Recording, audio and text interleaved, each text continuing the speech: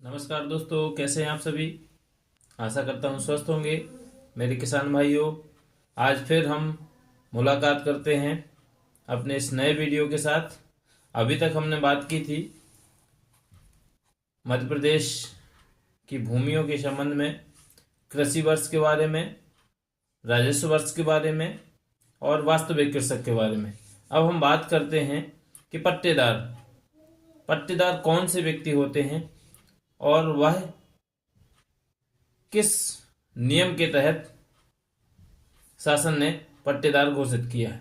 तो इसके लिए MPLRC मध्य प्रदेश भू राजस्व संहिता 1959 में जो सरकारी पट्टेदार बताए गए हैं वह निम्न प्रकार से जो पट्टे प्रदान किए गए हैं उसके अनुसार जो शासकीय पट्टेदार हैं या सरकारी पट्टेदार हैं वह व्यक्ति जो राज्य सरकार से धारा 181 के अधीन भूमि धारण करता है उस व्यक्ति को सरकारी पट्टेदार के रूप में माना गया है। और दूसरा होता है खनन पट्टेदार। तो खनन पट्टेदार वे पट्टेधारी होते हैं जो शासन द्वारा पट्टे तो दिए जाते हैं और उनको राजस्व कर चुकाना नहीं पड़ता है। अर्थात संहिता में धारा 138 तथा 139 के तहत जो खनन पट्टाधारी होते हैं उनको राजस्व कर देने की आवश्यकता नहीं पड़ती है।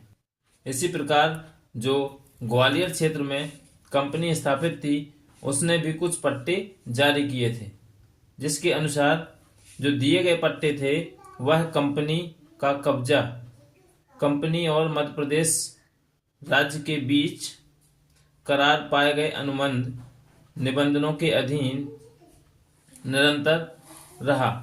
वहां कंपनी सरकारी पट्टेदार निर्धारित की गई, पक्का कृषक अथवा साधारण कृषक नहीं। जो पट्टा कंपनी को दिया गया था वह पट्टा सरकारी पट्टेदार के रूप में तो आया लेकिन कृषक के रूप में नहीं लिया गया।